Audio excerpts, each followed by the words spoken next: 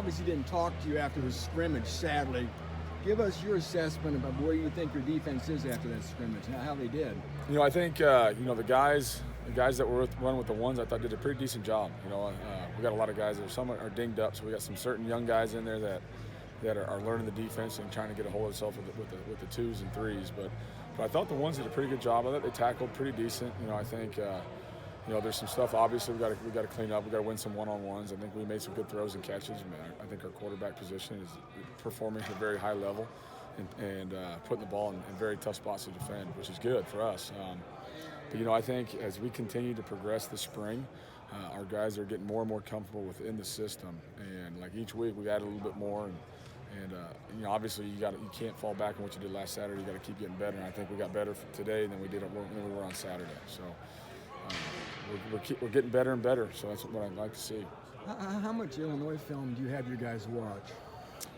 Not much anymore. I think if we're installing something, there's just to show them some examples of stuff. We'll show it. But I think we were able to do some stuff throughout the spring and even as we progressed throughout the course of the winter, we're now like drills and everything else. I'd like to we had it filmed and I like to have them look at themselves. So I think that's kind of been a blessing for us and how we went this off season with Coach Rowe and how we introduced some concepts to our guys and through the training program. And so now it's like more and more less of the orange and blue, and now it's all old gold and black. So let's get this going. You talk a little bit about what Coach Rowe's done with a lot of the guys. A lot of you guys have kind of talked about just the impact he's had on the players already. Yeah, he's awesome. He has a unique way of communicating with the guys. He's a guy where he's done it. He played in the NFL, he's played in college, he's gone through junior colleges, he's had his journey, so he can relate with a lot of the guys on our team. And the system, the tree that he comes from, I was part of that when I at Wisconsin with Ben Herbert, and I just know how the players and everybody responds to guys like him. And even the last place I was at, it was part of that same tree. And this generation of guys, they want to know why you're doing certain things, and he breaks it down brick by brick. Like, this is your hips are not strong enough. We got these machines just for your hips, so you can not have groins, or we cannot have this. So guys understand, like, oh wow, this is why we're doing this, and breaks it down like that. And I think the guys understand why, and because of that, you've seen different looks and bodies. Guys have put on weight, guys have lost weight. Guys are doing things the right way, and he puts a lot of ownership on them, which I think is a good thing too. Have you seen anyone that's kind of taken advantage of that most?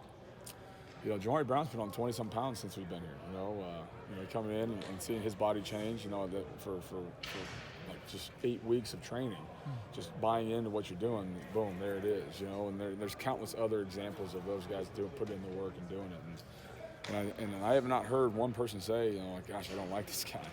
And as a strength coach, you kind of want some of those cats. I'm here to make you better. I'm not your friend. I'm your coach. And I know my guy when I was playing, Chris Dawson, loved him to death. I hated that guy when I was playing. But you know what? Respect the hell out of him. So, but there's a lot of stories for this guys this offseason, just from our nutrition standpoint. Ellen Rice and those gals that she has going with her, and Lauren Link and all them, and combined with our training staff, kind of everybody new coming in working together has been pretty cool to see. How good can Corday Sidner be? I think he's got a chance to be pretty dang good. He's got length, he's got size, he's got a motor, he has a mental ability, and he's got a passion for the game. I think he's been out here now for about a week, so seeing him perform and actually go through some stuff, because he did some stuff in the wintertime, but you didn't really know exactly what he could do. And now being out here for a week, knock on wood, staying healthy, I feel really good about where he's going to be in this package. Anything about Yanni Karloftis and how you're going to use him, and just how would you assess him thus far through 7 practices? Yanni's awesome.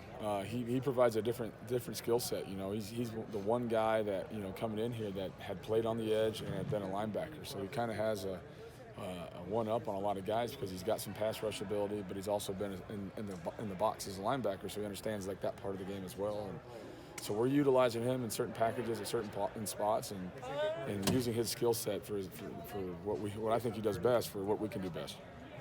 Well, OC talked about coming in here as a transfer from Auburn, sitting, kind of learning. Last year got a chance to play a little bit. How much has he taken off since you've gotten here? He's done a great job. He's got to work on certain things. But he has athletic ability.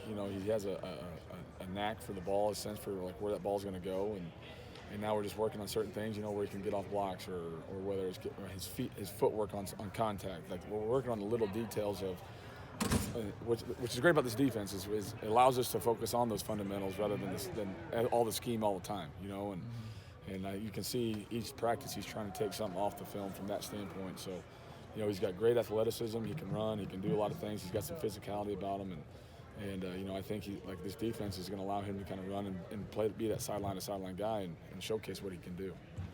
I've heard a lot of guys talk about that, just letting them play fast and be athletic. When you're defined into a certain, this is what you do on this play, I think sometimes, that gets in your head a little bit. Right. How much can you see the guys just enjoy maybe the freedom they have a little bit more?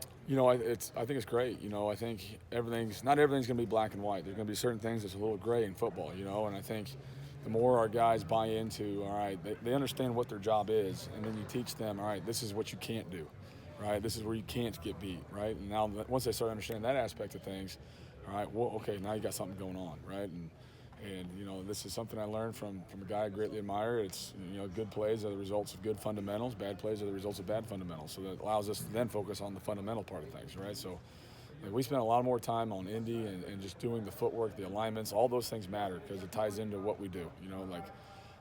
We tell this guy to line up here because this is what's going to happen with what you're seeing from the offense. So you have to do that every time. And slowly but surely, every day, you're seeing that consistency happen with our guys.